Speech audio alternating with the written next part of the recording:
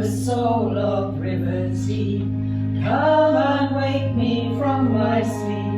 Feed and feast at harvest time. Rouse me up and give me wine. Dance and play in fields and glades. Sow the seeds of summer fades. Ripe the berries in autumn's wake. Bring out the drums and merry May. Bring out the drums and merry May.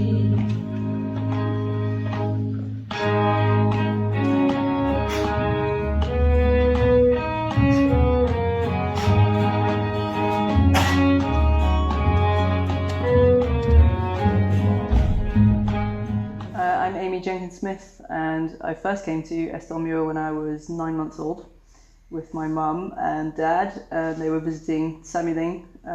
At that time, mum was doing her yoga teacher training, was getting interested in Buddhism, and her very good friend Chris Mansell was working at Samueling as an artist, learning kind of traditional screen printing techniques and painting. And so over sort of the course of my childhood, I suppose, we started coming more and more. At that time we were close to Edinburgh. And then mum started doing the Marmudra course with Siddhi Rinpoche at Samueling. So from the age of about 4 or 5, we would come during the summer and camp at Samueling. And I would hang out with all the other kids at Samueling, most of whom I still know today. And mum would go and sit in the temple doing the course. And then when I was about 8, we moved to the valley and lived in a house that was owned by Samueling called Moodlaw House. And there were, I think, 3 different families living in the same big old farmhouse. And then next door there was another family. So I became very good friends with all the kids there and started going to primary school here in this building. So at that time, this was the kind of dining hall and our sports hall. We also had a piano in here, so you could play piano. And there was a hatch just about where that door is now, where there was a kitchen behind, and then where the cafe and restaurant is at the back was our kind of classrooms and the loos and things. So more or less a similar format, but yeah, different change of use now. So it's nice to be able to still come into the building, even though it's no longer a school, which I think is a shame for the community, but it's been turned into something which is a very positive asset for Eskdalemuir, I think. How many sort of pupils were there at that time, Amy? Was there a lot of pupils, teachers? Or? There was one teacher, whose name I've completely forgotten. And then I think the least we were whilst I was here was 8. So there was myself, Rosie Smithers, who's still a good friend of mine, Greg and Sapphire Skillen, Alex Buckley, Alana Cragen, and Reese de Villiers, most of whom their parents were involved with Samueling in some way, and most of whom I still see from time to time. And then I think the primary was about 15 of us went up to. I think there was a batch of younger kids came in just as I was getting towards the end of primary school. So it kind of increased a little bit. But yeah, we would all be in one classroom together, and it would be maths time, and then the teacher would teach maths from kind of age 5 to age 11, 12. So yeah, I do think, looking back, that our education was kind of like a bit patchy. There was definitely a bunch of sort of basic grammar and spelling skills that I was missing a little bit by the time I got to secondary school. And I even felt it by the time I went to university. I think I kind of made an extra effort to learn some of those things because I felt like I'd never really taught them properly. But what you kind of missed in kind of basic curriculum, I think it was made up for by the kind of community side of it. And growing up in Eskdalemuir in general was a really kind of magical experience. I think we had a lot of freedom. There was a lot of escaping out into the woods and going swimming in the rivers, and there was usually a gang of us riding around on bikes or going riding on horses in the forest. And I don't think in any other circumstance you'd really get that. Even nowadays in a rural community it probably wouldn't be so free, but there was a sense that everybody knew each other because they were all connected through Sammy and through the community, and therefore everyone sort of looked out for each other, and because it felt like a sort of safe space, parents felt like it was okay for us to be off doing whatever.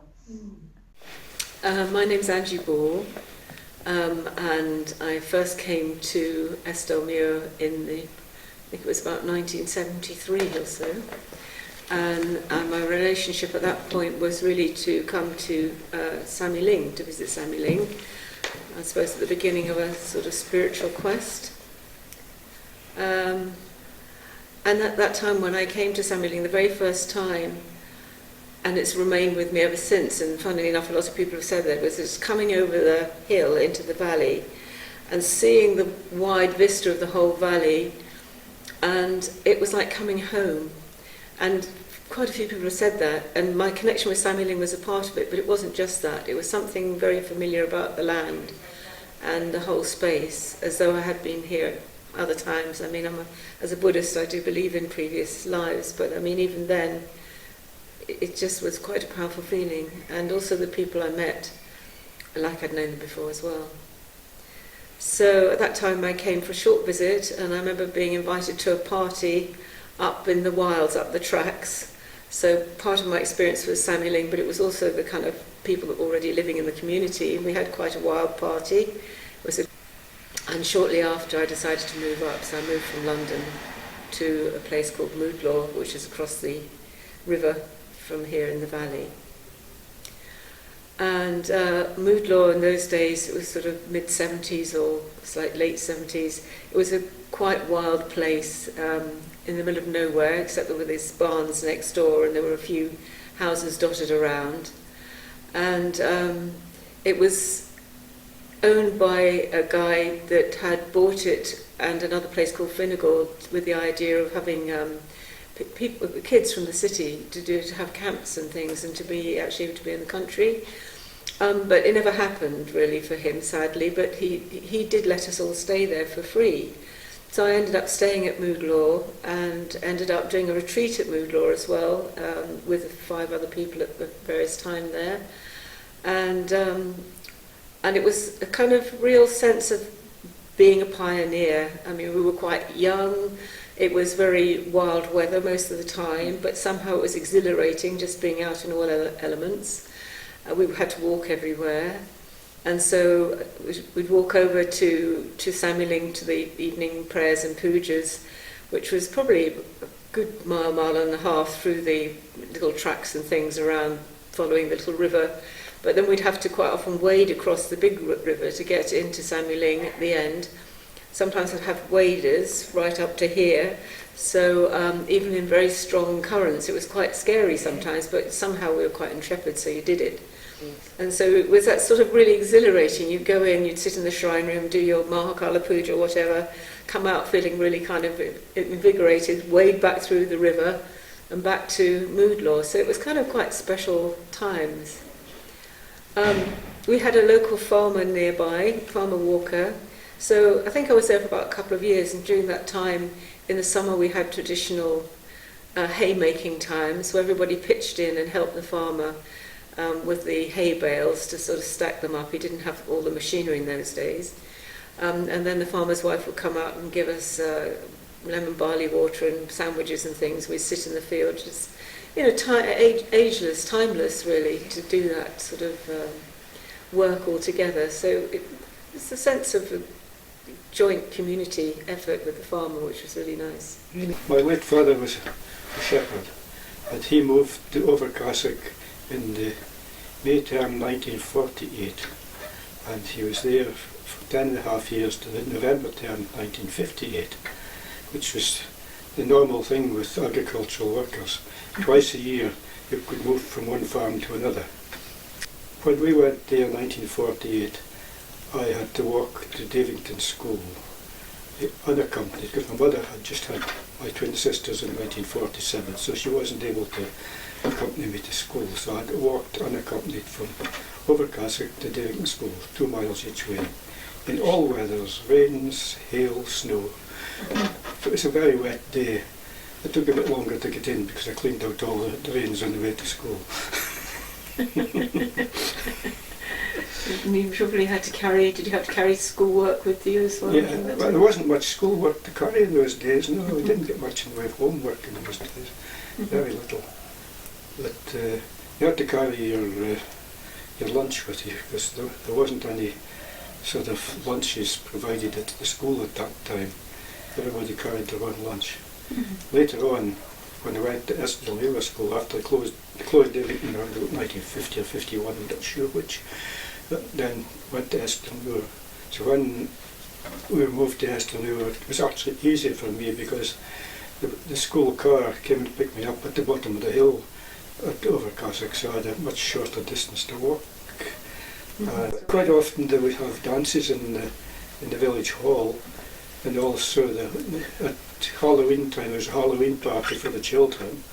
In fact, there'll be quite a few photos around with the children all lined up in front of the stage during the Halloween party. Oh, and all in the fancy dress. Uh-huh. Yeah. And you had local musicians playing for the Cayleys? Well, we had the Eskdalemuir Band at Eskdalemuir then. Geordie Bell was on the fiddle, Walter Beatty on the accordion, and there's a couple of guys, one from Chapel Now, another one from Langham on the accordion and piano. Well, there was somebody else on drums, of course, as well, yeah. But Geordie and Walter were the two Eskdalemuir guys that were in the Eskdalemuir Band. All right, that sounds good fun. It was, there's a lot of good fun, yeah. Yeah. And tell us a little bit, because you were also mentioning about the observatory. And well, the observatory was very, very early part of the 20th century that the observatory was built. It moved from, I think it was Bracknell, just outside London, because of the extension of the underground, I think, due to the electromagnetic fields, I think, was going to affect it being a magnetic observatory, not a weather observatory, although they did hourly weather reports at one time for the Met Office, and also, but it was primarily a magnetic observatory. My name is Claire Brown, and I've been living in Eskdalemuir since 2003. I must admit, when I moved here, I was shocked actually, because I couldn't get my takeaway, because I used to get the takeaway on a Friday night after work, and I don't know what I was expecting, but and also we came and it was very dry, and because we were on a tank, a private water supply, the water had run out, but I didn't realise that, so I turned the tap on, no water came out, so I phoned the plumber immediately, and he came up and he said, you have run out of water. So, what do you mean, run out of water? How's that happened? So it's been a learning experience from that moment, really, living in the countryside. It's much more difficult than I anticipated it would be. yes. Yes, the observatory's been here for over 100 years, and it was originally located in Kew Gardens in London. But as the advent of the trams came along and telephone lines, railway lines, etc., magnetic readings were not possible because they would be affected by all of the things going on, the activities. So they took out a sixpence and they put it on a map, on somewhere on a map of Britain, but the only place in Britain at that time where it didn't touch railway lines or any interfering, structures, was Eskdalemuir.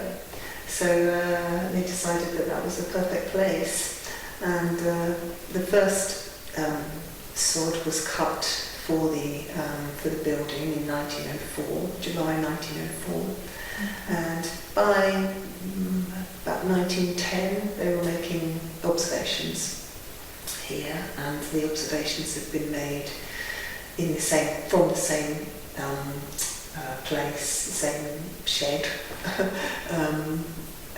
for over 100 years.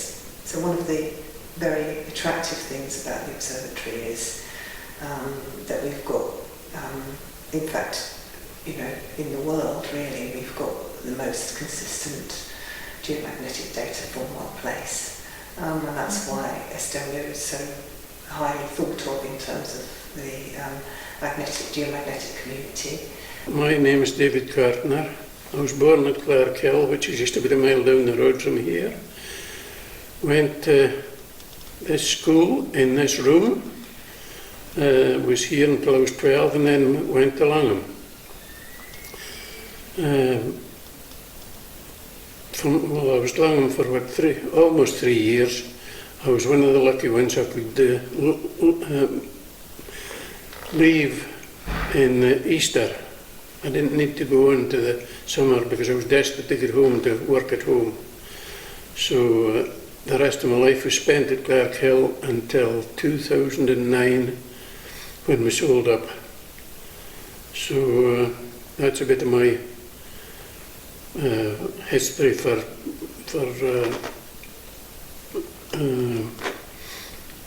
where I came from and how long I was here.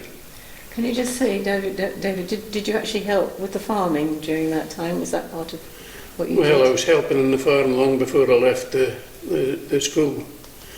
Because I remember Mrs. Frame telling me a while after I'd left school, I'd been late one morning and I'd said I was helping to turn up the taps, or tips I think I'd said. And she'd wait till her husband came home to find out what I'd been doing because she didn't know what I was meaning. But it was actually I was helping to put turnips out for the sheep in the morning before I came here. I did a lot of work on the farm before I left school. I also did help out at the post office for delivering letters from what was Bernard's, the old smithy, right down to Crury, across the ford. I can't remember if it did Castle Hill, back up with Carrick and back up to the post office, delivering letters if Jimmy Law was, if he was busy in the blacksmith shop, if she was a blacksmith. His wife had the post office. I also worked in the nursery down at Whiteyet, which is no longer there, planting seedlings out for the tree and sometimes in the summer holidays. Whereabouts is that, David? Where is that? Down Whiteyet, towards Castlemuir. Oh, okay. Aye, between Castle Hill and Castlemuir. Mm-hmm. There's 2 houses, well, might be 3 houses down on the left-hand side, and in there used to be a nursery. Mm-hmm. So that was what I did, and then once I left school, I was at home all the time. Just doing a bit of anything. Wherever I was needed, I was there. I also sometimes helped out. We used to do contracting, because my father had a contracting business, started after the war. I think if I remember right, he started with a car and trailer, and then he bought a chassis and cab wagon, I think it was a 3-ton wagon, and my brother built the body for it and the container, and then the contracting business took off from there.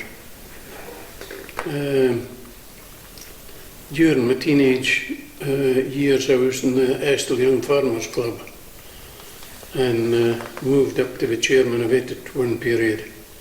Unfortunately, that's no longer there now. Mm-hmm.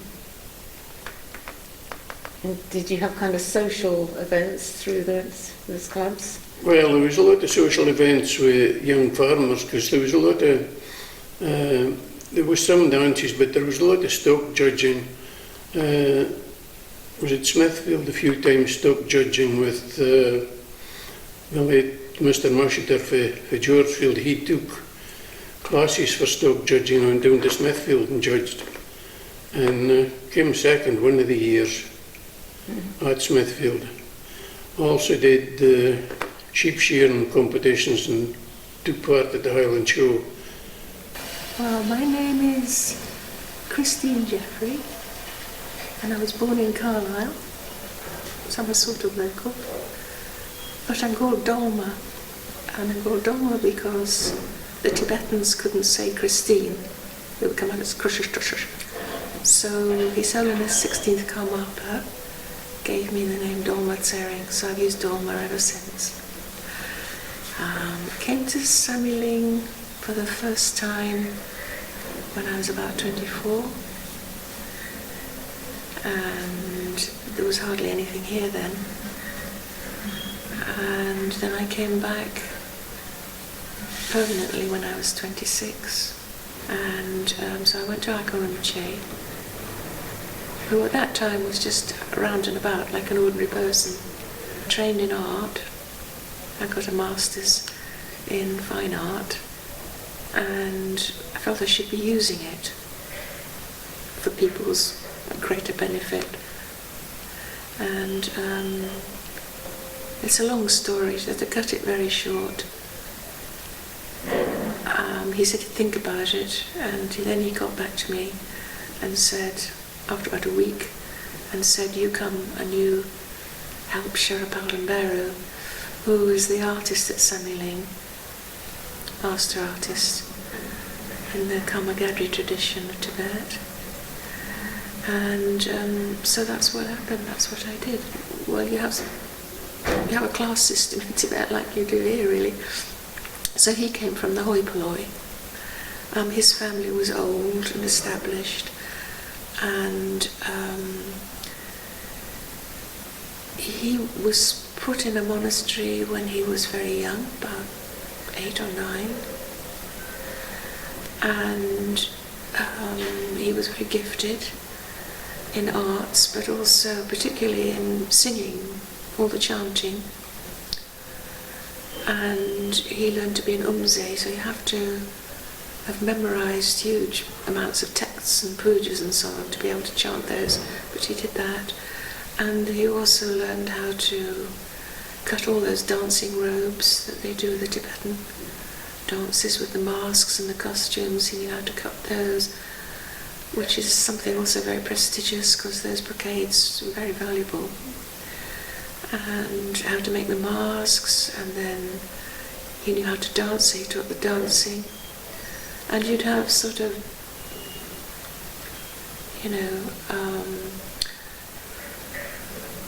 years where you did that, and then you'd be moved on to something else. Well, for the beginning of the temple, I just remember Akon Rinpoche coming in to the studio room, and days of talking with Sherab and getting out books, and then looking at pictures of photographs of Tibet and monasteries in Tibet, and endless discussions and this and that. But really it was Sherab that designed everything in the temple. The architecture, there were limitations from planning permission here. So, Rinpoche and he worked together within those parameters. But the insides, and then there was a lot of people around who came. They're all listed in the book I made about his 100th anniversary birthday. A lot of people came with them. It was very interesting because, as you know, around Akon Rinpoche, people just turned up when they were needed. It was extraordinary. So people came like Lenny, who knew about silk screen painting, and Max with their carving, and all sorts of things like that. But because of my background in fine art, and I'd done a lot of sculpture, I really wasn't a painter, I was a sculptor, I was able to bring quite a lot of useful suggestions about that you could cast things to replicate them a lot, like the decorations, and then the idea of gold leaf on the paintings, and all kinds of things like that. I first came to Eskdalemuir in about 1995, maybe, because I was in Edinburgh studying religion, and Samling was very much on the map there, and so quite a few friends could come down here and visit Samling, and a couple of my friends took refuge at Samling. So that's when I first came. But then came to live here in 2003, and that was very much I landed here. I wasn't in a very happy state, and I'd been wandering around Ettrick and here and Cumbrian valleys for 3 months or so in the winter of 2003, and eventually spoke to an old friend. He said, just go to Samling, and that's how I ended up living here. What about you? So I was living, well, I'm Kirsten, and I was living in Nottingham before I moved here. And I first came up here in 2005 visiting, and stayed at Samling. And then I was working as a nurse in addiction at the time, and was on the brink of burnout. I remember the first time I came on the bus coming over the hill, because I'd never been so remote. I'd always lived in sort of a village just outside of a town, and then in Nottingham in the city. And I can remember coming on the bus over the hill and having tears in my eyes and thinking, I'm just in the middle of nowhere, and it feeling really nice, and then feeling like I'd come home actually. And that wasn't just Samling, it was the valley. It was just this feeling of coming home. So I would come every 6 weeks. I used to work my sort of days off on my rota so that I could have every 6 weeks I could come for about 10 days or something. And yeah, and then we kind of met on one of those visits, didn't we? Sparked up a friendship. Yeah, so I at the time I guess I was living in a 1-bedroom flat in Eskdalemuir, and working in the cafe, in the Samling cafe, and that's where we met. Yeah. Me serving you teas and coffees. Yeah. And you disrupting my work. 2008, so it was before we had children. And that was yeah. It was a funny one, wasn't it? Because we were actually on the brink of thinking about moving to Edinburgh. I was living with you. Your lease was coming up because the person who you rented. Well, it wasn't even really a lease, but yeah, the previous owner was Rita Marison, and she actually bought the school from Michael Tuck, yeah. And then she had a plan to turn it into a retreat centre. And she had an extension, and she really actually did an amazing job here. She restored the old school cupboards, and just made the house, brought it up to date, whilst honouring its past.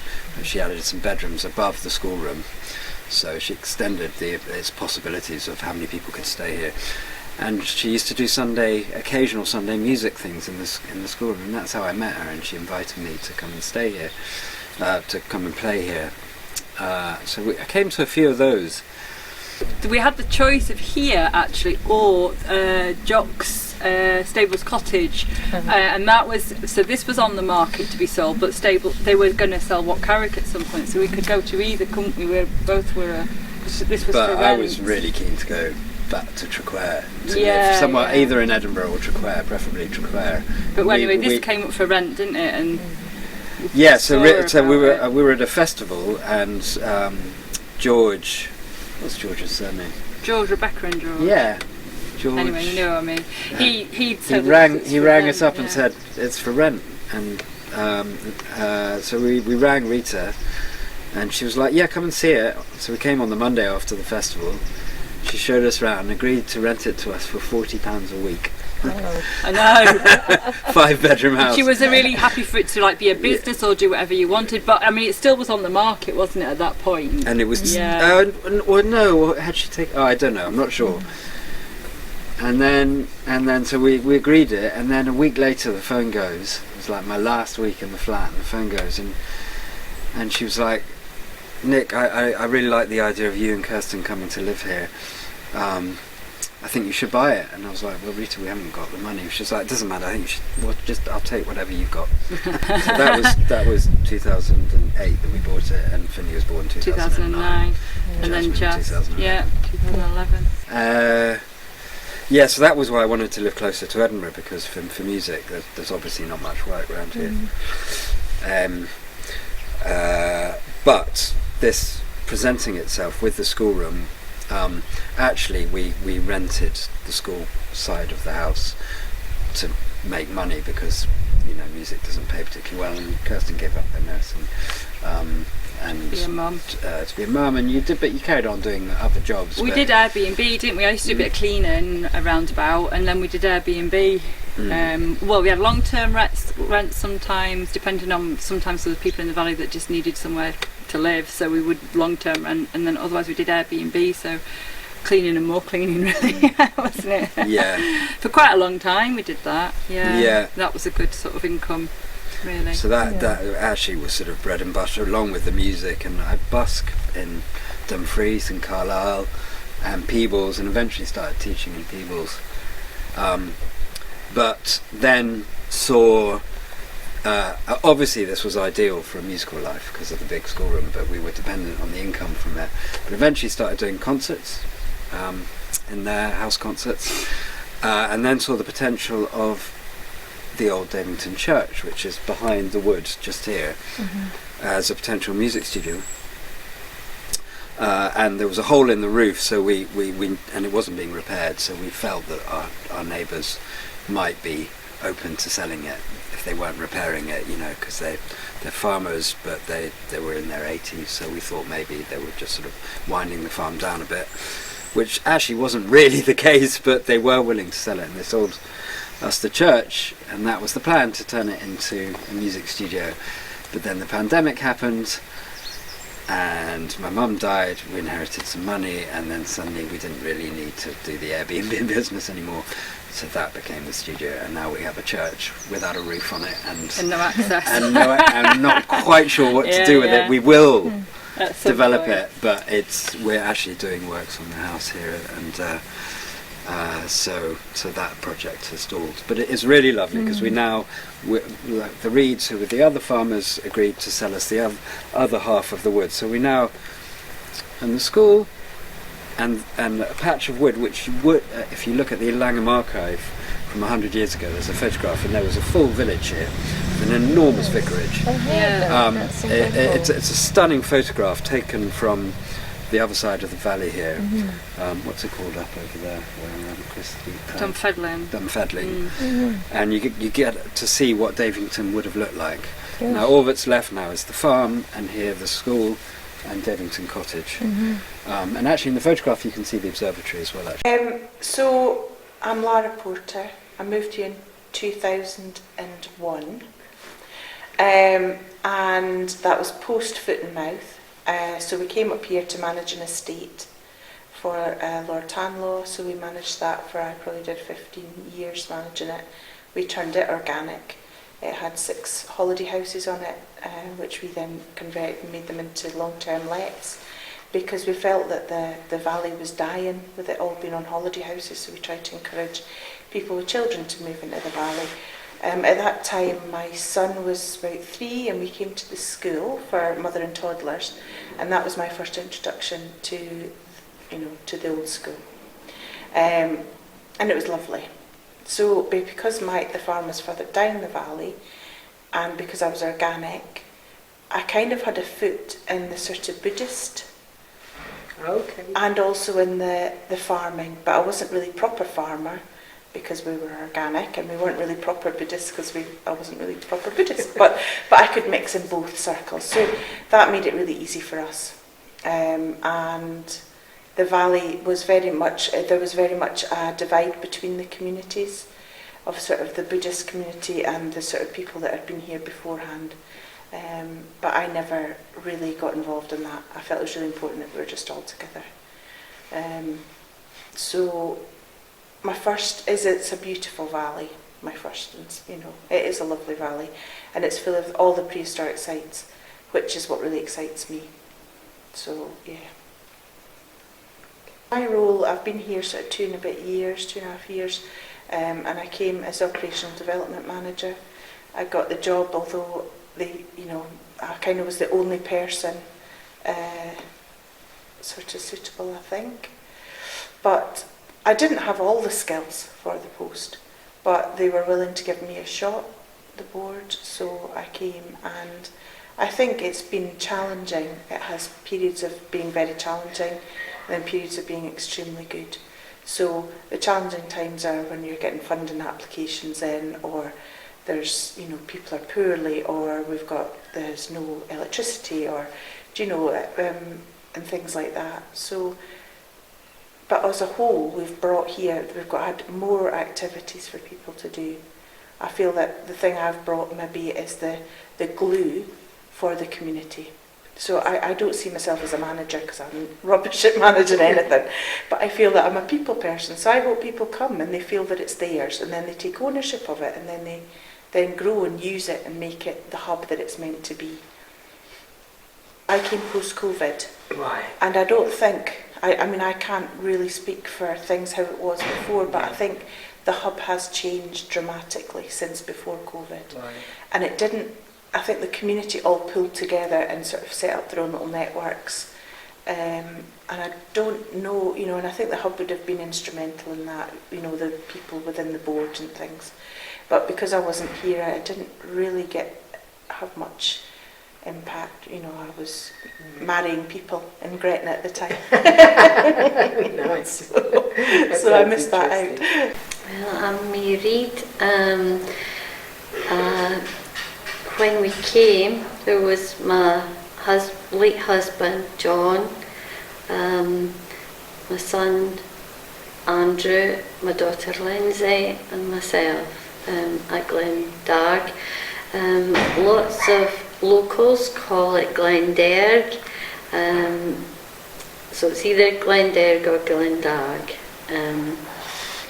So Glenderg is a 1900 acre farm, and it's at the very top of the Eskdalemuir Valley in Eskdalemuir, and we farm mainly suckler cows, about 100 suckler cows, and 1100 mainly Cheviot, South Country Cheviot ewes.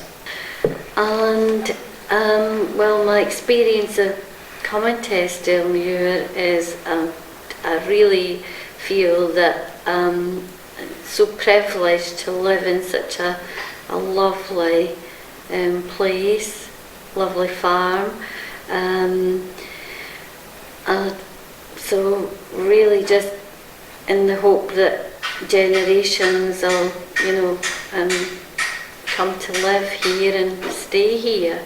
I find in recent years, when people come to live here, they tend to want to stay in their own homes, and they don't seem to go out to the village hall, as much.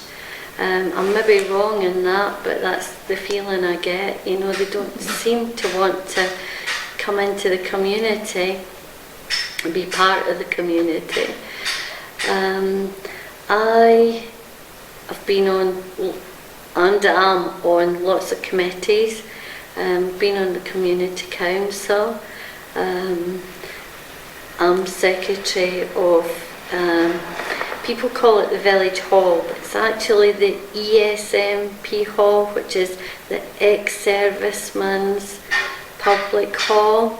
It was gifted from the Duke of Buccleuch in 1924. So we've just celebrated 100 years of the hall being there. It was for the use really of the community.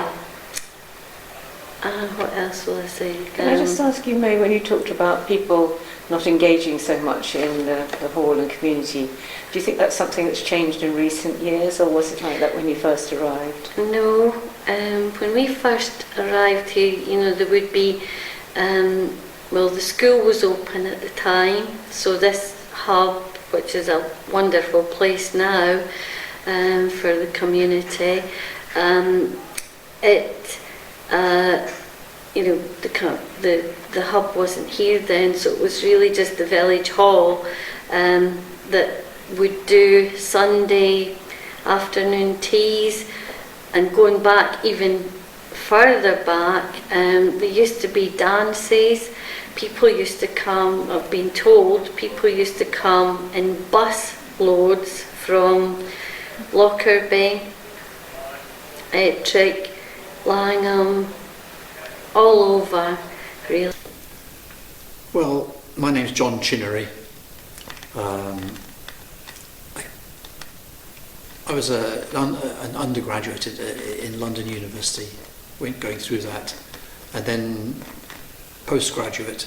And after I'd sort of got my PhD, I decided I had enough of that, and decided I want to go up north. And I was into martial arts then, karate, and I saw in a magazine, karate magazine, this article on Sammy Link Tibetan Centre. I thought, oh, that looks interesting. So I said, I'm going to go and visit and see what it's all about. Because it was in the magazine, I thought, well, there must be some connection. So I went up there for a week and really was bowled over. And just a week, and then I came back down south again. It wasn't long before I sort of decided to uproot and move to Sammy Link. And that's where it all started. This is about just after Trungpa had left. It was about 74, 73, something like that. And then I was living at Sammy Link. My name's Nancy Chinnery, and I'm from Canada. And I ended up in Eskdalemuir. I was at art college, and I was basically decided in, Christmas 73 or January 74 to take a 6-month sabbatical. Because I was just messing about and wasn't being serious. So I thought I'd just take 6 months. You're a medical student, weren't you? Well, that was before my art school days. Anyways, I thought I would just, have 6 months off and then get serious and start doing things properly. So I got on a flight to London to stay with an old school friend. And being a colonial, when you say, oh, I'm going to the UK or something, invariably people will say, well, go and see such and such, and go and see such and such, and go and, look up my great uncle, blah, blah, blah. And so I had a whole load of postcards, and one of them was from somebody who had been at Sammy Link that I knew back in the 60s, and I think it was in Trungpa's Day actually, had said, I was there for a winter, go and stay. So I did, and he had written Mr. Sammy Link on the back of a postcard. So I got a job. I was in London for a while, then I got a job on a farm in Coopershire. And when I got to the job, I showed Catherine McDowell all these postcards I had, and I showed her this one. I said, this is interesting. And she looked at it, she goes, oh, you don't want to go there, dear. And I said, why not? She said, we helped them move in, her and her friend Marjorie. We helped the Tibetans move in, when they first came up from Oxford. And she said, it's all drugs and hippies. And I said, oh, I definitely want to go. And I stayed at Sammy Link for a week. And I think you were there. Oh yeah, I was. And I met him, and so I thought, and there was quite a lot of interesting people at that time too. I thought it was quite interesting. So anyways, come the autumn, I was supposed to start at Edinburgh Art College, but then at the very, very last minute, my grant got pulled. So I had no money, and I didn't want to stay on the farm over the winter, so I thought, I'll just go to Sammy Link. Did you have a sense of a... I didn't really know much about the valley itself, because I was just embroiled in Sammy Link, and I was just there all the time. I was a resident, and I hardly left, except I was designated to be the shopper. So I drove the van to Dumfries once a week and did the shopping. It was a big long list. So that's about the only time I actually left Sammy Lynn. So, But I was quite different because I'd been working on a farm, you know, for months beforehand, quite a long time beforehand, and I was not that into Sammy Lynn at all. So I joined the Women's Brule in the first couple of months I was there, and I got to know all the locals, all the gossip, and all the carries-on of the local community. And for me, being a Canadian, an urban person, I found it all incredibly fascinating. All these shepherds and farmers, and then all these hippies, supposed hippies. I love the contrast of all the different people, and I actually, So it was very different, the locals, than they are now. It was really different because it was mostly local Scottish people. Many of them, there was virtually no. Those first few years, most people who lived in Eskdalemuir did not have a car. Yeah. There was about 4 cars. The school car, Geordie Bell's car, and then the big farms all had a Land Rover. But like in the village where the council houses were, none of the people who lived in the council houses had cars. And Geordie Bell was a local postman at that time. Geordie Bell was the local person in that time who knew everybody. And I made particularly good friends with him because he had a brother that came from the same village that my father was born in Saskatchewan. So from day one we were bosom pals. But it was very different, you know, it really was isolated. Yes. Like so few people had cars, it was extraordinary really.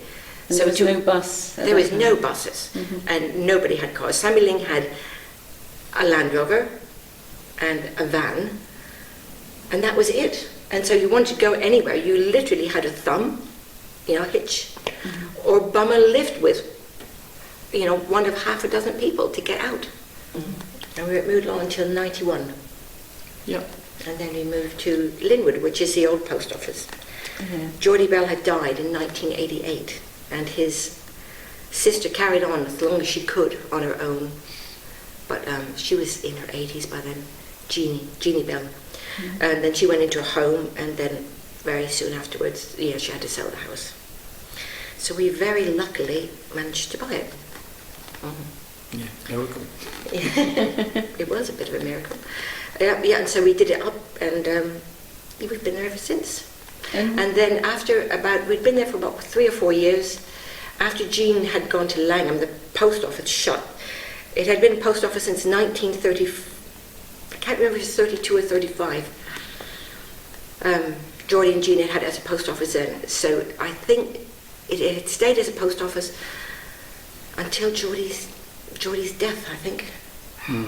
88. Well, then it moved. And then it moved to a couple of places along the valley, and then Karen had it at Carrick, and then she didn't want it anymore. And so they asked me if we would take it back. So I think, I don't remember the exact time we took it back. It could have been 96, 95, 96. Something like that, yeah. So the post office then came back, complete with furniture, it's the same desk and everything, honestly. It was a bit of a joke, actually. Yeah, using all Geordie Bell's all Geordie Bell's stuff had just moved around the valley onto this desk on wheels and everything, so it all was just slotted back into where it had been for all those nearly 50 years beforehand. It was really funny, actually. Yeah. No, I first came to Eskdalemuir in 1969 as a visitor to the very early beginnings of the Sammy Lynn Tibetan Centre. It was a time of, you know, great social change. I was living in London. I had an interest in all things to do with spirituality and the alternative society at the time. And I'd heard and met a Tibetan Lama in London, and I'd heard about Sammy Lynn. I read about it. A friend of mine had written an article in International Times, which was a sort of hip newspaper, and decided to come up in the summer of, did I say 68 or 69? I can't remember. And I hung around for about 6 weeks, and then kept coming back, hitchhiking mainly up from London, staying a wee while around Sammy Lynn, and in 1974, on a hitchhiking trip around the Celtic fringes, I wanted to show my then girlfriend Sammy Lee. And I met an old friend of mine from London who lived in a place called Finnegill, which was a herd's cottage some 6 miles up a track from Borland in the middle of nowhere, no electricity, no telephones. And I met him at Kidham Hill, interestingly enough, which is another similar place, miles up a track, but over this side of the sort of watershed. I was on Finnegill's the Borland side. And I'd been staying in Sammyling and walked up to see friends at Kidham Hill. They weren't there, and he was staying there looking after the place. And he'd said, I'd like to take over looking after his animals for a few weeks whilst they went to Morocco, as people did in those days, just up and went places. And we ended up staying there for several years. And a group of us, people who'd had a connection with Sammy Ling, lived there, but it wasn't, strongly associated with Sammy Ling, other than the people that lived there. And I lived there so I came up there in 74, and I've been in this area ever since. Lived in Sammy Ling for a number of years when we were building the temple there, and I worked on the construction side, also learnt how to repair agricultural machinery, cement mixers, hoists, you name it. It was an interesting time. We had the opportunities to go off and do these government-sponsored training courses, and various people involved in that building project went off and did different things: woodwork, plastering, bricklaying, and I chose agricultural machinery repair and maintenance, mainly because I had an interest in working with metal, but I was more inclined to be working with blacksmithing. That was very attractive, which wasn't part of the course, but I did learn a bit of welding. And that's now, 50 years ago. So I hung around in the area, lived in Sammy Ling for a bit, lived by the observatory in Eskdalemuir after living in Sammy Ling, split my time between there and Edinburgh, where I worked in Edinburgh, worked for a mental health organisation, rapidly climbed up the greasy pole of management in that, involved in a lot of project development. It was an exciting time.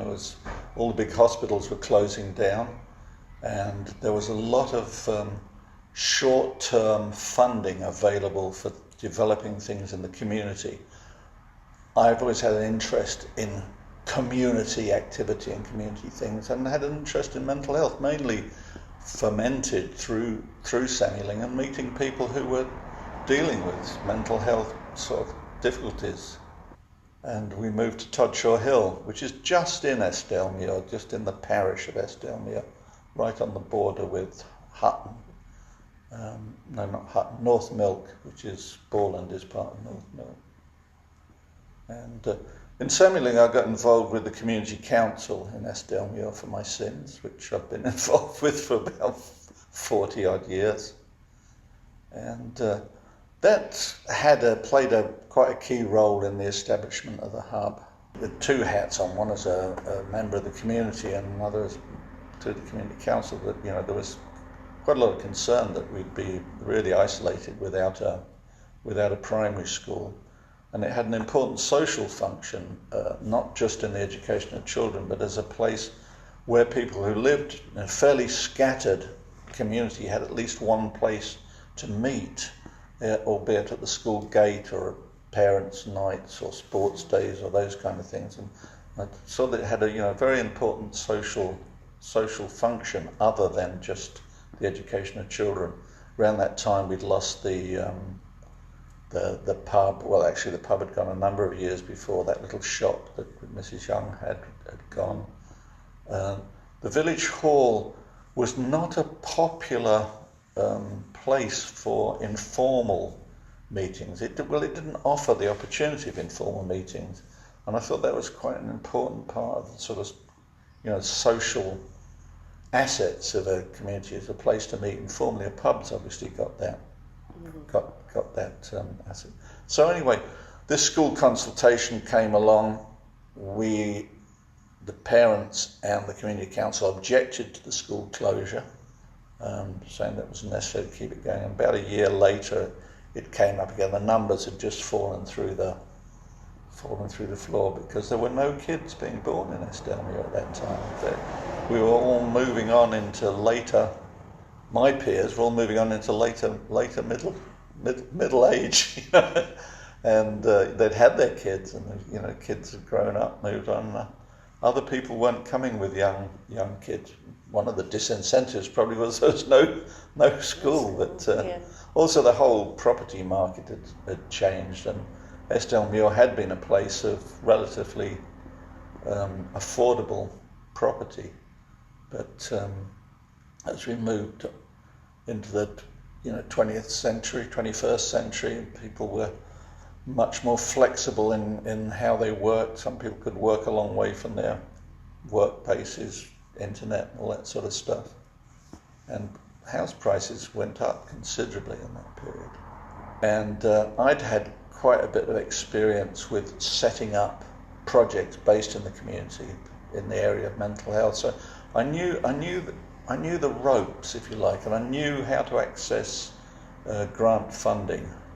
And we formed the UEDG with mainly members of the arts group, myself, member of the community council, Gary. I think the founding directors were John Chinnery, Gary, and myself, Gary Buckley, because you needed 3 directors to set up this community entity, the Upper Eskdale Development Group.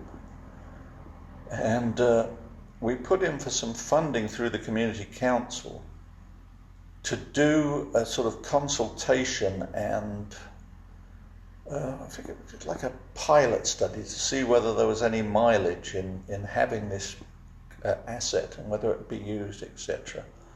And we hired Brian, the Canadian Brian was involved in that as well. Nancy was very involved.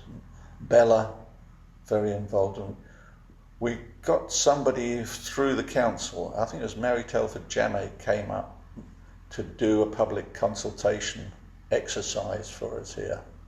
And then with a guy from Bentpath, who's long gone now, a guy called somebody Bellas. He's an ex-RAF guy. He was good at getting stuff on paper in terms of sort of project plan. And we wrote this project plan. I had quite a bit of input into it. And this room we're sitting in now was originally going to be a cafe, and we were going to use the classrooms as arts spaces. And it sort of grew and grew from that we applied for lottery funding for some startup money, got that. We applied, or I applied actually to the LEADER project, which was European funding, and we got that. And we started a hub here before we'd started any rebuilding or anything like that. We threw a renewable energy initiative. We got the money to put in what was considered renewable, a wood burning pellet stove in here. And along with that, because their criteria was that the building had to be well insulated, we got all the money. This wasn't part of the 2013 build. This was done by volunteers with grant money for all the materials, which we did in about 2010, I think. And we'd run film shows here once a month, piggybacking on other things like on the Southwest Screen Show, which was an initiative of the Dumfries and Galloway Council. I'm Trudy King-Gunn. My wife and I moved to the Valley in November 2020, just after the first lockdown. We used to have a dog care business that revolved around obviously the owners going on holiday, and then we would take the dogs on their holiday. But due to COVID, that completely shut down. Blah, blah, blah. And we'd never heard of Eskdalemuir, Castlelaw, we'd heard of Lockerbie, hadn't even heard of Langham, anything like that. And we were only up in sort of near Glasgow. So we came to look at the house, and the guy who owned it actually had worked for our company before. So we thought, well, this is a bit of a sign, this is a good sign. But when we moved there, we noticed just the energy shift. Now, I wouldn't call myself particularly spiritual. I'm open to lots of things, you know. I am a bit spiritual, but not like, I don't do much about it, if that makes sense. But we could just feel the energy change, just getting out of the car. And it just felt right. So we had a look around the house and we thought, oh, geez, it's got so much work we need to do. It's, you know, it's just, we're going to be doing this for years. Has it got enough space for me and the mother-in-law? Is the mother-in-law's moving in with us? And I'm like, oh, okay. So we actually talked ourselves out of buying it.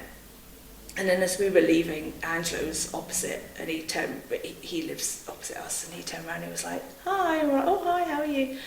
And Jack went, do you know what, I'm just going to go in again and have another look around. And then we thought, right, well, we're not just going to buy it because we had nowhere else to go, but, you know, just the whole thing felt right.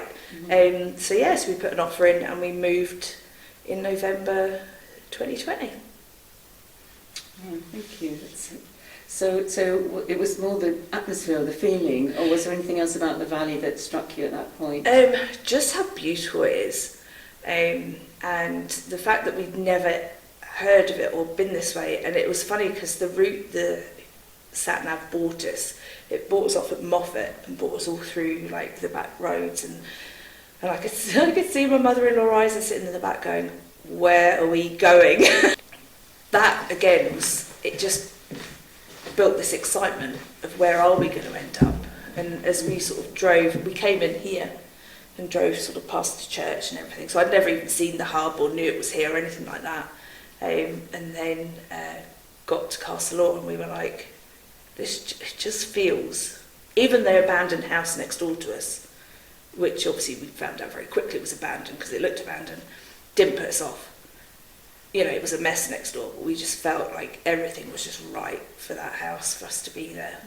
When we moved, we knew the house needed a lot of work, and obviously we were locked down again that Christmas, so we couldn't do anything about work. And as we were going through Christmas, Jack decided that she would love to start a gardening business. And we were having some work done in the house in between lockdowns, and she was chatting to like one of the electricians, and he'd not long been in the valley himself, and she was talking to him about it, and he was like, oh, he says, this would be great because you'll get a lot of interest, because there's a lot of male gardeners around, but there's not very many female gardeners around. And I think people especially there's a lot of sort of older folk, a lot of older single ladies might need a hand, but not very comfortable with having guys about maybe. So just give it a go. And it's something that she's always wanted to do and been like hugely passionate about. We started that, I say we, because I was a lavender girl for like about 3 months. And then I was like, no, I can't do it anymore. So that's it. No, I'll go back into my early retirement. Yes, we launched that in March 21, and it's amazing. And that's why she's not here today, because she is out there strimming in the rain, and just like, and that's again a good reason for coming here, because being outside, that's what Jack really thrives on. So that's why she's wanted to be a gardener for so long. Mm-hmm. So she did that. I didn't do very much at the beginning, not because I was, she was the worker. It's just I was actually quite unwell after lockdown. COVID had affected me quite badly, as in not because I had it, well I did have it, but like a lot of people, a lot of sort of mental sort of depression and things like that. I hated the thought of having to move us all from this big house to this little house. It was just, for me, it was just too much for my little brain to deal with. So I didn't work for a little while because I was quite poorly. But I still sort of, we came up here a few times, just obviously discovered the area and things like that, but I kind of probably kept quite to myself in the beginning for that reason. And then sort of through the summer I got better. And then I started to look for a job for myself. I heard that there was maybe a position opening up here. But all the while that was going on, we'd immersed ourselves a bit more in the hub. Jack found herself on the board. You know, fresh young blood on the board. So she was like, okay. And then just as the job was coming up here, Jack became chair of the board. So we were like, oh, well, that's like scuppers my chances of getting the job, because people are just going to think, you know, because the chair of the board. And she was like, no, I'll look into it. So she looked into it and found that basically she couldn't have anything to do with my position. And she still doesn't, because obviously it's a huge conflict of interest. So I thought, I'm going to go for the job here and see if I can tie it in with the schoolwork.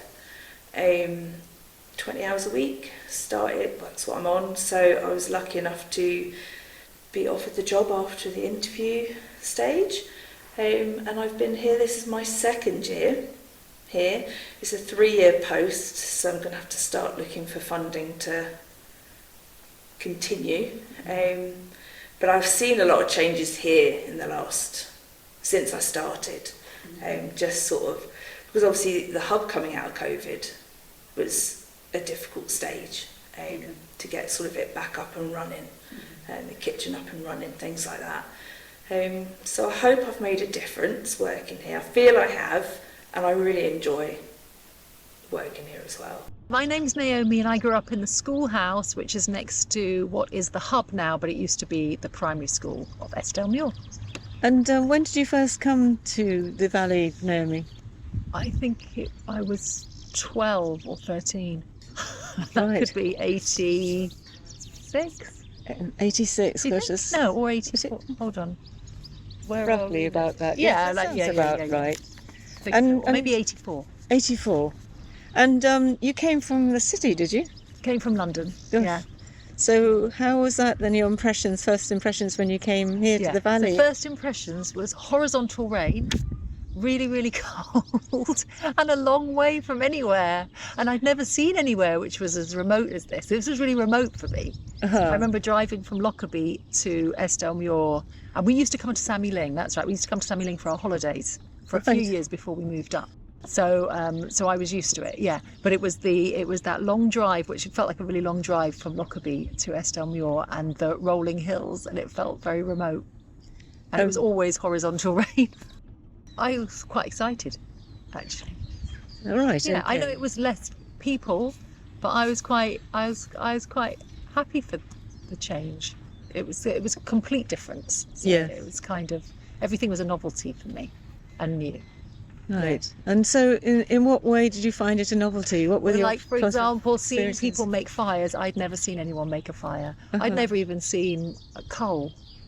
And and the big rolling hills, and just walking and like not having to wear watches and just come back when it got dark, and like having lots of time and lots of space. My mum didn't drive and we didn't have a car. So in order to get places, we either hitched or just got lifts, or people would walk. And I just think it's funny now that you think that people would actually start making a walk for Lockerbie for a day out, like 15 miles away. Yeah. When we used to go out, we were teenagers, we'd be hitching lifts from people passing by, or people from Sammy-Ling, Yeah. or people going into town, and like begging people to come and pick us up. And I was just remembering now, I was just recounting when we had the odd sunny day, and how much I loved walking through the fields barefoot and swimming in the rivers.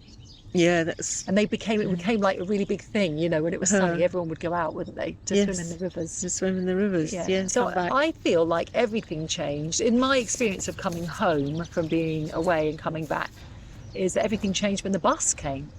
Right. Because for somebody, if you don't drive and don't have a car, like the bus service, and having a bus which comes 3 times a day is like a game changer. Mm-hmm. It means you're connecting trains, it means you can go out and get food. Yeah. You're not like relying on other people. It just changed everything, and I feel like it opened. It feels like the valley feels much more open now, doesn't it? I think. Mm-hmm. Open. I mean, like now that there's also the hub, and there's groups of people coming through. Like you get bikers coming through, and you get cyclists coming through, and it's kind of on a route. And I think that Sammy-Ling's on a route now, whereas I think when we grew up, there was no real. There might have been a signpost, but it didn't feel like it was on a kind of route through southern Scotland. Yeah, so that was a sense of feeling much more remote then, perhaps, wasn't it? It felt much more remote back in those days. Yeah. Now things, I think for me, like, I think the bus changed everything. And obviously now that the hub's open the way it is, it feels more open and connected. Right? Yeah, so it gives more opportunity for people to meet in the community, or to meet people that have and for people travelling through to experience new things. So I think now Sammy Ling's on a kind of cultural route, isn't it? That people come and see, and things just feel more open.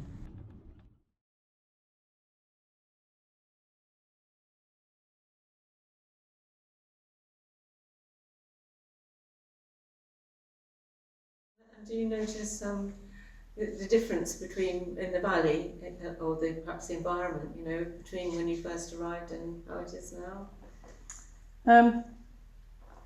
I suppose the bigger difference is that there's been a lot more kind of logging going on. Like when I was a kid, most of the forest was still kind of maturing, so there wasn't so many log lorries and things like that. So the kind of increase in sort of commercial forestry is probably the biggest change. And then I suppose when I was a child, there was still, most of the farms were owned by families that had been in Eskdalemuir for several generations. So there was Clark Hill was the Cartners, and Raeburn was the Walkers, and then there was the Dalgleiches here at Home Farm, and those people were kind of, several generations into farming. And Mary, who I went to primary school here with, she was the last in the line of the Cartners, but obviously didn't want to take on the family farm, went to university in Glasgow, studied graphic design. And so when her father kind of came to wanting to stop running Clark Hill Farm, he gave up the land, and that was bought out by the same company that owns all of the commercial forestry. And over time, a similar thing has happened with most of the farms in the valley. And I think that kind of monopoly of land ownership is the shame, and also the kind of the connection with the land and understanding of how things work in the valley has been lost. For example, Mary's father would always dredge out the stream to the north of the village, and when the ownership first transferred to Kronospan, they didn't know about doing that, and so there was an issue with flooding that would occur in the winter. And there's those little kind of things where people have worked with the land for a long time and they know what needs to be taken care of. That kind of loss of sort of knowledge around Eskdalemuir is kind of like a sad thing. And I suppose like a lot of us hold that information, a lot of the kind of community hold the information about the land, but it's not necessarily the same level of caretaking that goes into things as would have been if it was, less of a monopoly. Yeah, so sort of coming away from the school and maybe thinking about the environment, because you said earlier that you felt, although the Sammy Ling brought you here, there was also, when you got here, there was a real feeling of belonging. How has that changed, and how has different things impacted that over the years as you've been here?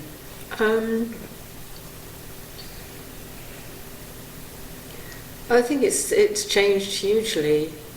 I think the time when I was at Moodlaw was the most magic time, because there was hardly any forestry at that time. I mean, the first time when I said I went to visit this lady with this party, there were hardly any trees at all then. And when I moved into Moodlaw in the early days, there were hardly any trees.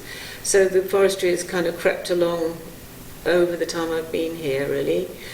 And the time I was in Moodlaw, the fields on the way, from Sammy Ling into Moodlaw in the spring and summer were absolutely full of wildflowers, completely full, beautiful. And then on Clark Hill there used to be loads of skylarks in the summer. You just want to lie down and listen to all these loads and loads of skylarks and lapwings, all kinds of different wildlife and birds. So I see that as a vast change, because in recent years there's been a commercialisation not only of trees everywhere, which has also changed I think it's changed the climate. It's much wetter now, it's much darker with all the dark trees. Then there's all the mass production of ducks and pheasants, which has also changed vastly the ecology of the area. In terms of the fish, in terms of all kinds of things, that there's much more predators, different predators on things now. and then the shooting. So all those things have made a really, really big impact. Yeah. And now we have very fast wood lorries going through the roads and through the village, and fast cars. So yes, it's changed the whole environment massively. And you were mentioning also, Bill, about the music and the ceilidhs and dances that they had in the observatory. Yes, there was a room at the observatory for socialising, and they used to have some quite good nights there as well. One of them quite memorable because it was a very, very cold night outside.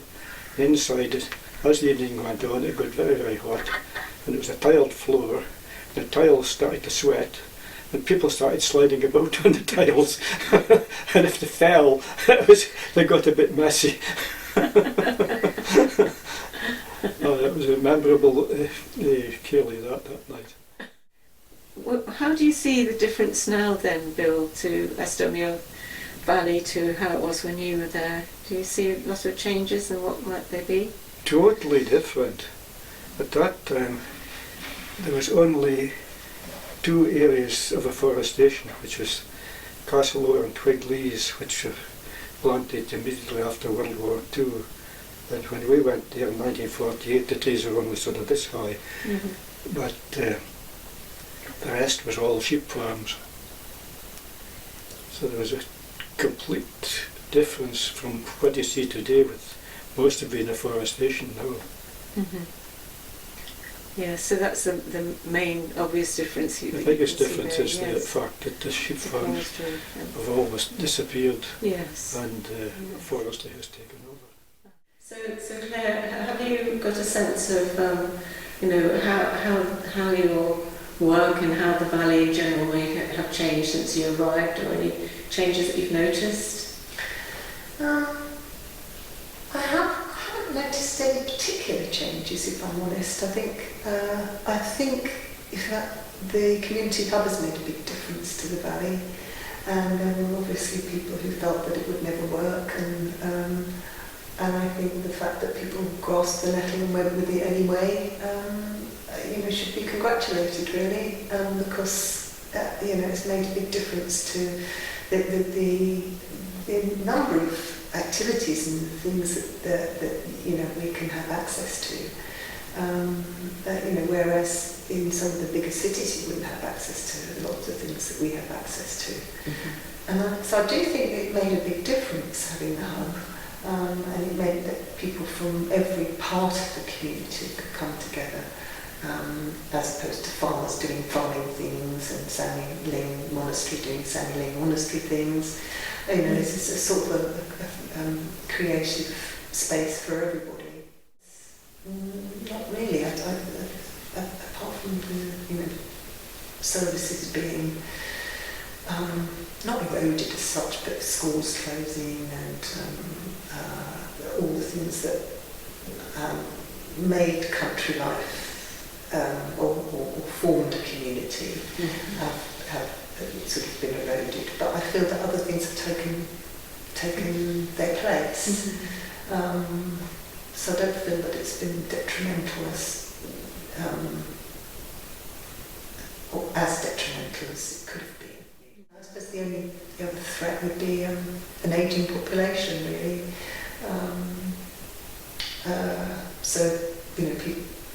Neighbours who would help neighbours often find themselves unable to do that because they're all struggling with, growing older. Mm-hmm. So I see that as potentially a slight problem in the future. Mm-hmm. Although we actually now seem to be having a drop-in for children and adults and toddlers, parents at the hub, and there surprisingly quite a few young children around. So that's quite heartening. Yeah. Yeah, we've certainly got a few up at my end of the valley. So, and hopefully that those people will stay, those children will change entirely. Change entirely, absolutely. Yeah. So I think the biggest disadvantage is there's not the people to support anything in the valley, because all your forestry workers, they're contractors and they come into the valley and they go back out and the money goes out the valley. Yeah. They're making the money in the valley, but it's going out to the valley. Whereas when I was young, but the wages were £3 a week. Now they wouldn't work for £3 an hour. I guess you could buy a lot more for £3 then. Oh, exactly. Aye. Yeah. I can remember petrol at 4 gallons for £1 for 18 shillings. Aye. And I mean before that it was a lot less, but 18 shillings for 4 gallons. You don't get a litre for that now. That's actually quite an important point, though, I think, what you said about the money going out of the valley now. Aye. You know, rather than actually being ploughed back into the community. Well, everybody was in the parish, and if there was anything on the parish, well, maybe not the men, but the wives would come and support, although the men, it's the carpet bowling and that, and they came from wherever they were staying. Because they knew, it was the only mode of transport. If you wanted to go, you had to go. And before I went, the hall would be full of people at the carpet bowling. But then it just, you probably can count them in one hand now if it's still going. Well, Mary was just saying when we videoed her the other day that sadly it's not having the interest now, so I think they're having to stop. No, just another thing. Although bowling seems to be, well, like Westerkirk, I think they'll have quite a number of members. After Elma died, I went to Westerkirk for a while, but I wasn't getting on very well, so I felt I was letting my partners down, and I stopped going there. And at that time, of course, I moved down to Eaglesfield. But there's no the carpet bowling clubs either. There used to be. It's just a sign of the times. It has to be very flexible and very thin, the paint service, so when you roll it up, it doesn't crack. And gouache and some of the Western pigments he was being offered by well-meaning people, obviously, weren't suitable for the support to be moved around like that. So, cut another long story very short, we ended up using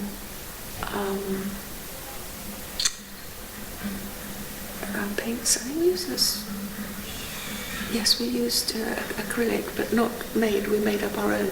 We got the pigment in aqueous suspension and mixed it with the medium carrier, which was like acrylics of different kinds. So it was as close to working as you had before with powders and pigments mixed in with glue in that way. So we worked like that, and he was quite pleased with all of that. It was a bit different though, because acrylic dries and then it's not reversible, and working in the traditional way with the skin glues and so on, it's very difficult to do shading and things because it's reversible in water like a watercolour.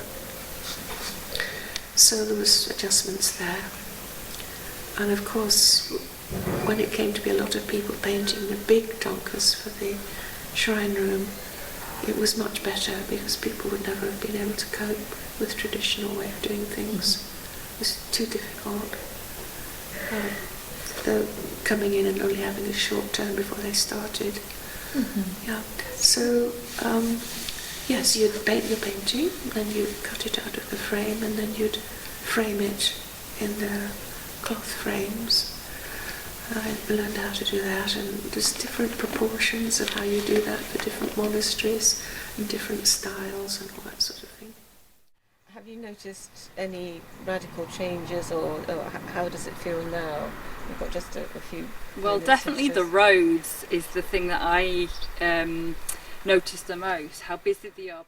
Definitely since the pandemic there's been more delivery vans, but there's more logging lorries, there's just generally more, it's more touristy as well, I think, and there's just a lot more traffic, a lot of motorbikes. Yeah. But when serving at the Samling Cafe. Oh yeah, that's always been a thing. Yeah. It's just when you put it with everything else, there's a lot more traffic.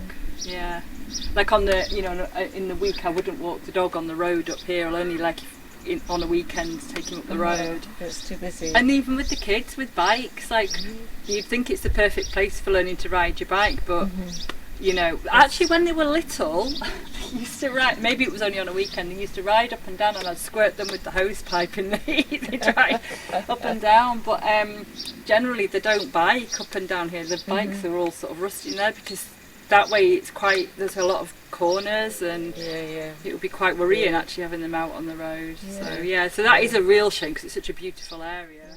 As I arrived and the centre of my focus when I was here was Sammy Ling, and it was for the first couple of years that I lived here, and that's definitely changed as I discovered, because when I was at university I studied religion but I also studied Celtic civilization, so there was a wonderful discovery of the rich prehistoric history or prehistory of the area, which and so for me, from my own personal perspective, my relationship to the valley has changed, but also I think talking about Sammy Ling's gone through major changes. I don't with this development of the other school as the community centre, I feel that the centre of gravity of the valley has shifted somewhat. It felt like, and this is obviously a personal perspective and other people would have completely different perspectives, but for me and the community that I had here when I arrived, it was very centred around Sammy Ling, and that has now shifted to being a wider community, and that's I suppose inevitable with living here somewhere a long time and establishing wider connections in the area. But I don't feel that people people move here for more reasons than just Sammy Ling now, whereas if you'd asked me that 15 years ago or 20 years ago, I would have said, most people would move here for the Buddhist monastery. But no, well, it's true because we're down at Garwell and there's a place for rent there, and the person who's renting it said not one person's been who's connected to Sammy Ling. It's been all for lots of different reasons, but none for Sammy Ling. So I'd agree with that. Definitely, it's changed, but not changed for the worse. It's just changed, and I think it's nice. There's just loads more people in, and I used to go up there quite a lot, but I just find my kind of spirituality in nature, I think, now. And maybe a brief vision going forward, and also maybe touch on life within the community. I think I live Bentpath, so there is a slight difference between communities, as you know. The Bentpath community is slightly different to the Eskdalemuir community.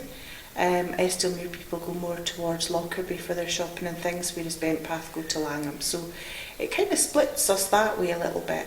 But I feel that because the hub's getting busier, more things happening, it's bringing lots of people together now from all over. So that's really helpful, I think, for the community as a whole, and for our cafe and for us, for the hub, to keep us going. I see the future of the hub being that we need to be thinking about young people, and that the cost of houses, at 350,000 for a 3-bedroom house or whatever up here is really limiting for people to buy. And I think there was a local house not that long ago up for rent at £1,200 a month, and nobody can really afford that rent. So my vision for the valley in the future is probably slightly controversial, and it's not really down to me, but I think it would be good to encourage more entrepreneurial spirit in the valley, so that we get more people who are moving here to be part of the community, that they want to partake in it, that they want to start businesses. And then also it would be really good to get maybe some affordable housing, and also maybe some for old people, supported living, or maybe have them combined, so that the younger people help the older people, and we have a bit more, to encourage our community. And has your kind of farming, the way of farming, changed a lot in recent years, or is it more or less the same? Ours is more or less the same, but there are a lot of farms now giving up, and there's a lot of tree planting now because there is money in tree planting. That's sometimes just the only obvious way for people to go. It's quite hard if you've got a very small farm just to keep going. So if you're going to be offered quite a bit of money for planting trees, well, this is what folk are opting for. Anything else you'd like to say about, your experience in the valley in Eskdalemuir? Or? I think for people moving in, I'm quite sure everyone says this, but for people moving in, there's not a nicer community for being welcomed into the valley. So how do you find life in the valley now, and would you like to say a little bit about also the business perhaps that you've been developing for a long time now, haven't you? Well, the business really started at Samyeling. And there was a lot of gilding at Samyeling, doing the temple. So when we left, I still had those skills, and I was still using some of them afterwards. Wood carving and Nancy the gilding. The market for antiques and all that died, or at least severely reduced. Mm-hmm. So we were sort of needed more money. We needed more work. So having the whiskey boxes coming on board really saved us. Yeah. Well, it's a very strange niche market to be into in the middle of no place. Exactly, yes. But in the countryside, it's always extraordinary how people make a living. When you scratch the surface, nowadays especially, it's really fascinating. Mm-hmm. Yeah. And has that changed, do you think, because of being more accessible through technology? Oh yes, absolutely. And it's just communications are so easy. I mean, in the early days when we first started doing the antiques, it was a firm in Essex. We didn't even have a phone. She used to leave messages on the payphone in the foyer at Samyeling. And anybody would pick up the phone and she would say, can you tell them I need 4 dolphins and 6 eagles? And somebody would wander down and say, this strange woman phoned and said, she needs 4 dolphins and 6 eagles. And then John would say, I better phone Wendy Radcliffe. It's, yes, the change in the way business is conducted around in this part of the world is incredible. I mean, it doesn't matter whether you're in central London or, up a dirt track. It's. So it sounds like it's changed a lot how people live in the valley currently. Then absolutely, yeah. I mean, there's no different, and it's all in the space of 30 years. It is amazing, really, when you think about it. Yeah. As well as the hub, how do you feel that the whole valley or the community? Are there any changes now since you were here in the early time, or? Yeah, when I right in the early days, there were a lot more small farms or tenants on the big estates farming. Farming was very predominant. Forestry was fairly minor. Economic Forestry Group had, of course, started, and they were buying up land as hill farming became economically less attractive to people, or people grew old, or estates were selling up, and that was a huge change. To go, I mean, just in terms of the environment, to go from the kind of open rolling hills with a few shelter belts of forestry and the beginnings of some forestry quite a long way out from the sort of centre of Eskdalemuir, to almost blanket. I mean, forestry had started with the Forestry Commission between here and Borland and down the way towards the King's Pools. Those are quite established plantations even in the 70s, but commercial forestry took off big time. 2 or 3 farms were bought up and converted mainly to forestry, although some farming has kept going. But there were a lot more people living a self-sufficient lifestyle in those days, or trying to. You know, that was very much part of that cultural thing of the 60s and 70s and 80s. I remember, who's got goats these days? And I decided that I would step down when I was retirement age, which I did, and the project has continued to flourish and expand. And interestingly, you know, all the things that are happening now, it's heartening to see were all things that people had identified that they wanted, and we had sort of tried and piloted just in the school as it was. Cafe, films, arts, and it's good to see them coming, you know, much more solid foundation, and wonderful that there's so many new people coming into the area. And I think some of it is a direct response of, you know, people come and they maybe, you know, it's house prices, it's lifestyle choice or whatever, but when they see there's a hub, it's like, well, that's, you know, could seal the decision, seal the deal to move here.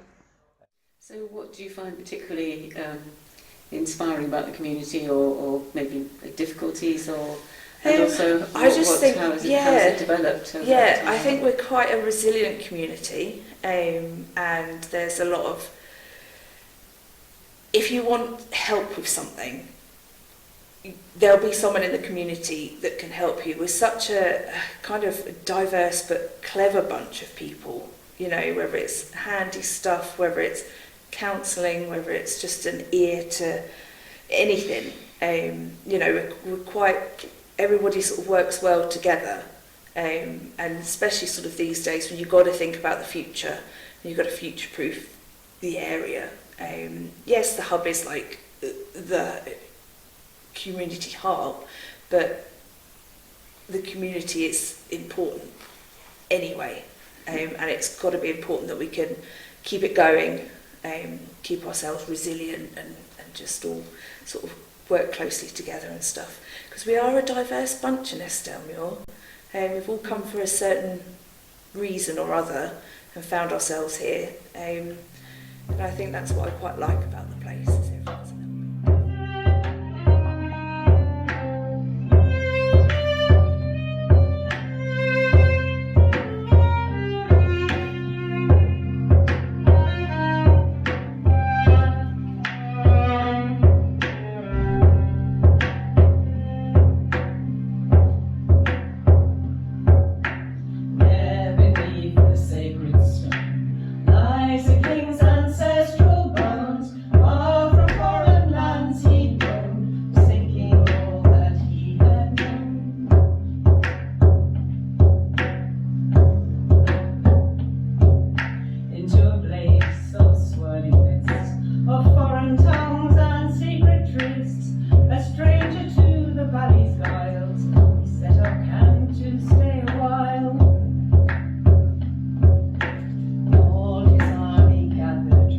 Such a